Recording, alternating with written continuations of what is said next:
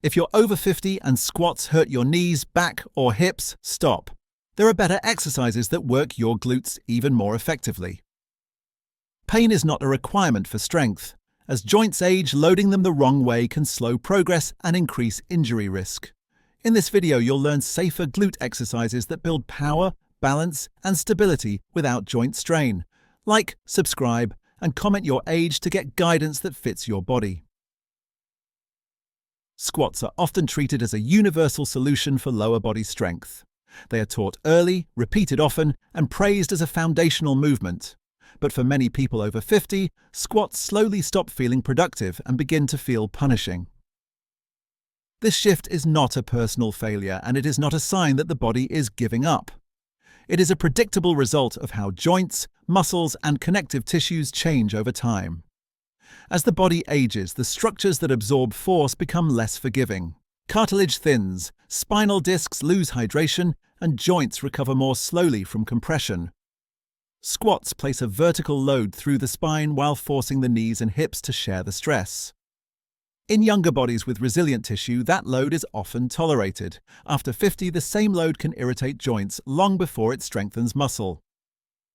Another issue is movement compensation. When glute muscles weaken or fail to activate fully, which is common with long periods of sitting, the body finds workarounds. During squats, the knees may drift forward, the lower back may take over, or the hips may lose stability. Instead of training the glutes, the exercise shifts stress into areas already vulnerable to wear. Pain becomes the signal, not progress. Balance also plays a larger role with age. Squats demand coordination between the ankles, knees, hips, and spine. Even subtle instability can cause protective tension, making the movement feel stiff or unsafe. When the nervous system senses risk, it limits output. The result is reduced muscle activation and increased joint strain, exactly the opposite of what strength training should do. Importantly, none of this means the glutes no longer respond to training. In fact, they remain highly adaptable well into later decades of life. What changes is the type of stimulus they respond to best. Exercises that reduce spinal compression, limit knee stress, and allow controlled hip movement often produce stronger glute activation with far less discomfort. Understanding why squats start to hurt is the first step toward training smarter. Strength after 50 is not about forcing the body to tolerate outdated movements. It is about choosing exercises that respect how the body works now, so muscle builds, joints stay calm, and movement feels more confident again. When people think about glute strength, they usually imagine one muscle doing all the work. In reality, the glutes are a coordinated system made up of 3 distinct muscles, each with a different role. Understanding this system explains why squats often feel exhausting, yet fail to deliver the stability, balance, and strength many people over 50 are looking for. The largest muscle, the gluteus maximus, is responsible for powerful hip extension, standing up, climbing stairs, and rising from a chair. Squats do involve hip extension, but they also divide effort across the thighs and lower back. As a result, the glutes are frequently under-recruited, especially if movement patterns have adapted over years of sitting or joint discomfort. The second muscle, the gluteus medius, is where many problems begin. This muscle stabilizes the pelvis and keeps the knees aligned during walking and standing. When it is weak or inactive, the body compensates by shifting weight into the knees or tightening the lower back. Squats rarely isolate this muscle effectively, especially when balance feels uncertain. Without proper glute medius activation, knee pain and hip strain become more likely over time. The smallest but often most neglected muscle, the gluteus minimus, plays a key role in fine motor control and joint protection. It supports hip rotation and helps absorb shock during movement. Traditional squats provide little targeted stimulation for this muscle, particularly in individuals who avoid deeper ranges of motion due to discomfort or fear of injury. As these stabilizing muscles weaken, the body becomes efficient at avoiding them. Movement still happens, but it relies on joints instead of muscle. This is why many people feel pressure in the knees, tightness in the back, or fatigue in the thighs after squats, while the glutes remain undertrained. Effective glute training after 50 focuses on reactivating this entire muscle system. Exercises that allow controlled, Movement, stable positioning, and clear muscle engagement can wake up muscle squats, often bypass. When all three glute muscles work together, the result is not just strength, but smoother movement, better balance, and joints that feel supported instead of stressed. Not all strength exercises stress the body in the same way. Two movements can target the same muscle group, yet produce very different effects on the joints. For adults over 50, this distinction matters more than intensity or tradition. Joint-safe glute training is not about avoiding effort. It is about choosing movements that apply force in ways the body can absorb and control. The first factor is load direction. Squats apply a vertical load that travels through the spine and compresses the knees and hips at the same time. Even with good form, this downward pressure can irritate joints that already have reduced cushioning or slower recovery.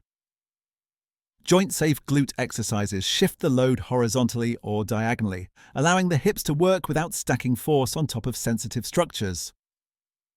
Range of motion is the second key element. Deep knee bend under load demands flexibility, balance, and joint tolerance all at once. When any of those are limited, the nervous system responds by restricting movement or recruiting the wrong muscles. Safer glute exercises allow the hips to move through a comfortable range while the knees remain relatively stable. This creates a clear signal for the glutes without forcing the joints into positions they resist. Stability also plays a central role. When an exercise feels unstable, the body prioritizes protection over muscle activation. Smaller stabilizing muscles tighten, breathing becomes shallow, and force output drops.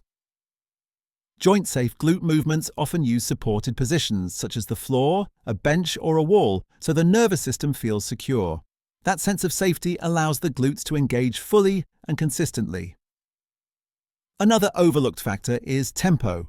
Fast, uncontrolled repetitions increase joint shear and reduce muscle tension. Slower, deliberate movement increases time under tension while minimizing impact.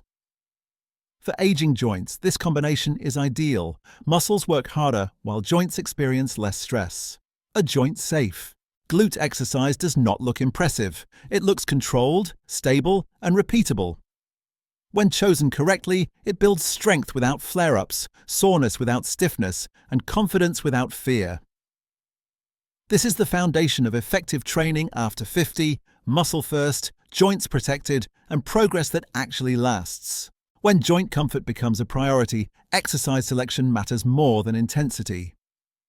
The goal is not to replace squats with easier movements, but with smarter ones, exercises that place the workload exactly where it belongs, in the glute muscles, not the knees or lower back. For adults over 50, squat-free glute training often delivers stronger results with far less risk. One of the most effective options is the hip bridge and its variations.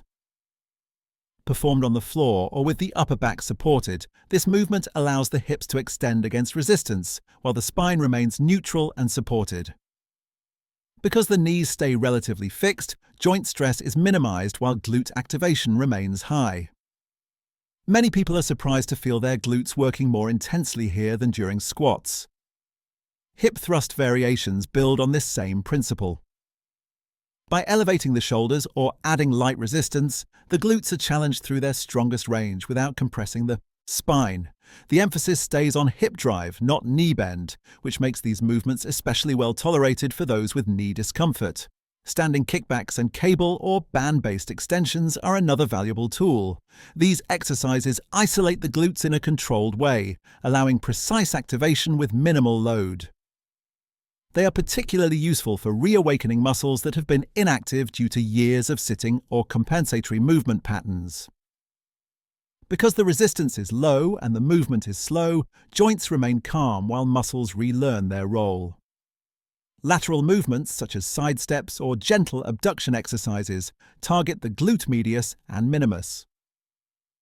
These muscles are essential for balance and pelvic stability, but are often neglected in traditional training. Strengthening them improves walking mechanics, reduces knee collapse, and supports the hips during everyday activities. What all of these exercises share is intent. They are not about lifting heavy weight or pushing through discomfort. They are about placing tension where it builds strength and removing it from joints that no longer benefit from excess load. When chosen thoughtfully, squat-free glute exercises can outperform squats, not by being harder, but by being more precise. Progress in strength training is often misunderstood as constantly adding weight. While this approach may work in younger years, it becomes less effective and more risky after 50.